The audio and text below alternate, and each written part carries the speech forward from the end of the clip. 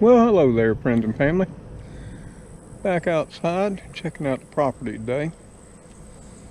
And we've had some disappointing news. And for those of you who have watched the channel in previous videos, you'll know how much problems I've had with deer this year. And I've done everything.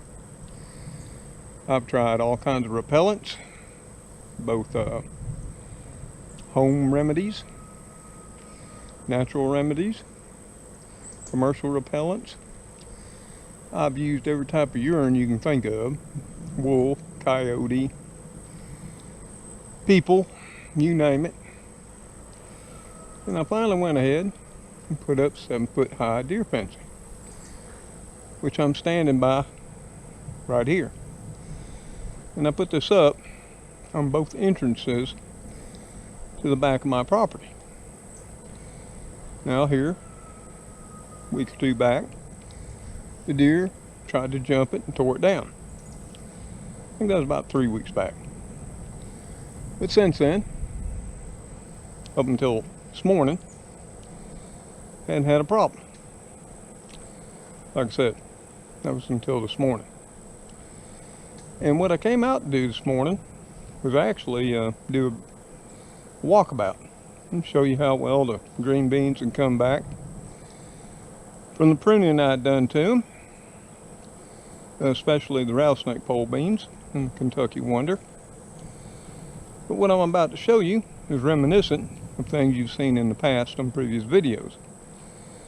So we'll get to that right now. We'll show you just what the deer left us with. So we'll just start right here at the Kentucky Wonder pole beans. Now if you remember, many videos back, the deer came through and they browsed this lower section. And they left the upper section. And of course we trimmed the upper section to promote side growth down here in this area. And indeed, that worked quite well. All this had filled out and was looking good. In fact, so good, that's why I was going to come out this morning and take a video to share with you. But this is what I found. The deer got in last night somehow. Both fences were up. And they just feasted on Kentucky Wonder pole beans. But they didn't stop there. They have acquired a taste for squash and only have one left right here. They ate most of the leaves off of it. And as y'all know, they do love okra.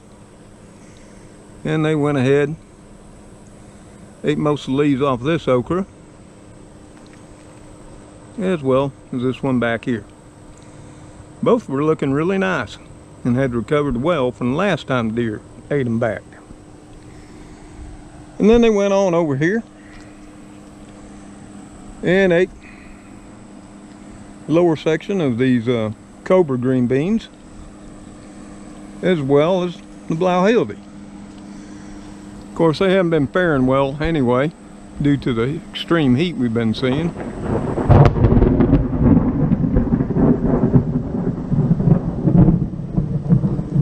Because we've been seeing heat last couple of weeks in the mid to high 90s up into the hundreds, and that's ambient heat. That's not heat index.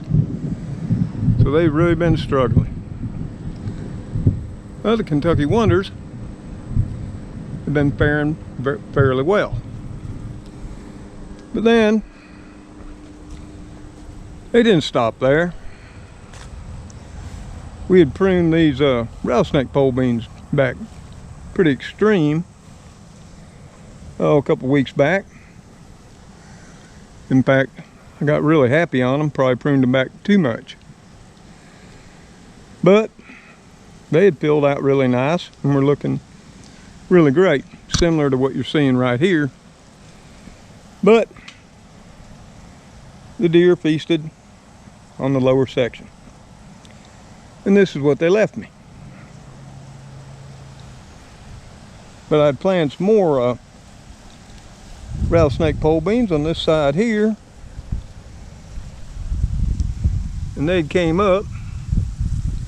You can see right there, they ate that one, this one here, and pretty much ate the rest of the seedlings or pulled them up.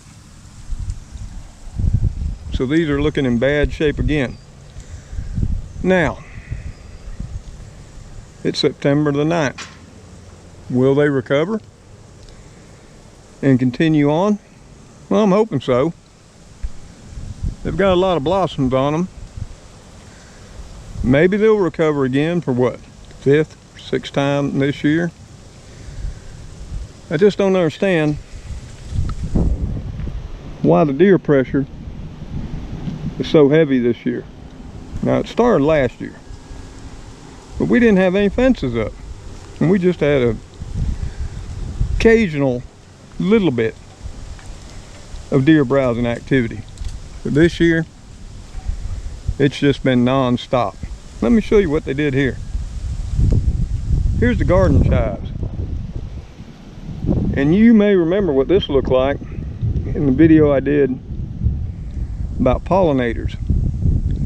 And the fact that we're one step away from extinction. This was covered in blossoms on every one of these stems. But apparently deer enjoy garlic chive blossoms too. And as we all know, looking here, they do enjoy okra. They stripped all the leaves off of these that were in the pots, as well as the tomato plant that was growing in the center. All of this was looking really well here again after the last time they came through. I think the okra and tomato have been browsed back at least 4 times, this being the 5th. Now, will it do anything? We'll just let it grow, keep it watered, and see. Now, for whatever reason, they haven't got into this raised bed where we got our basil, parsley, lettuce, onions, spinach, beets, and carrots growing, along with some squash, oregano, and a few bean plants. And I say so far. We'll see how that goes.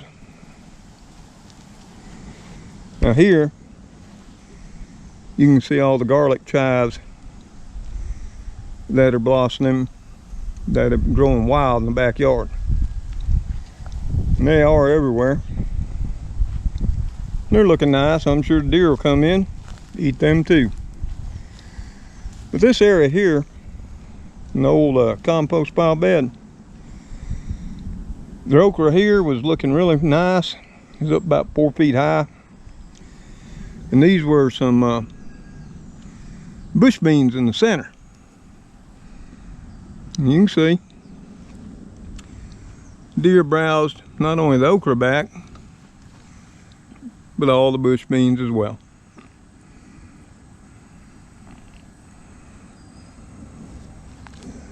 And there's not much left of it.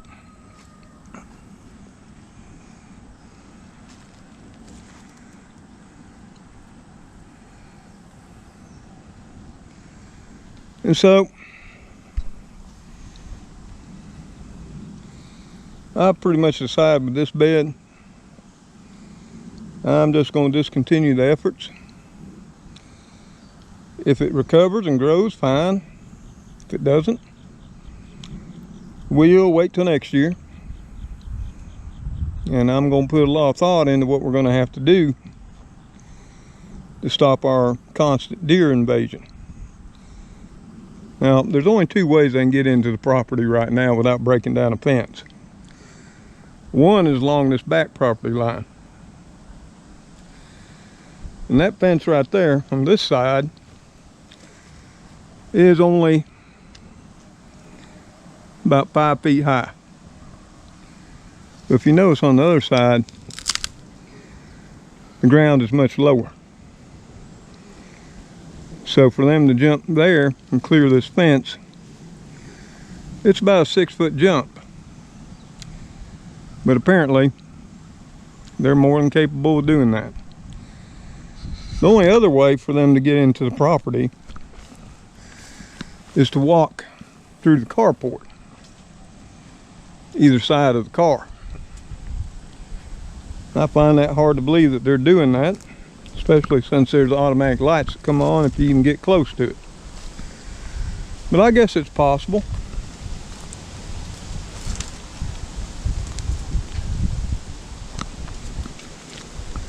And here we are over on the south side.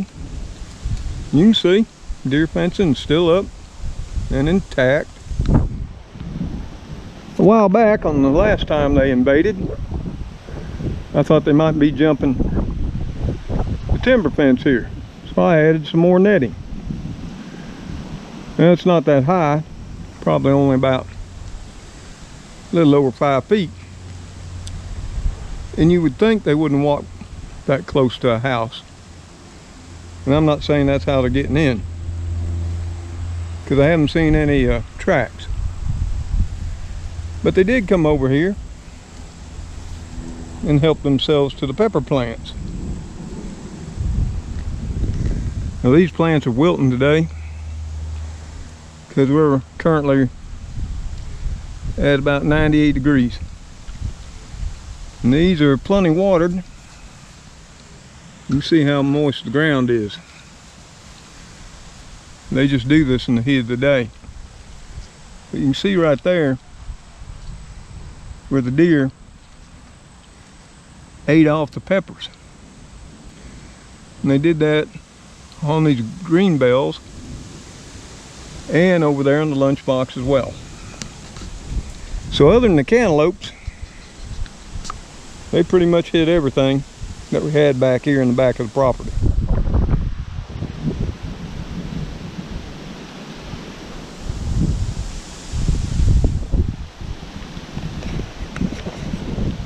So I'm at a loss to know what to do further. Like I said, I've tried everything.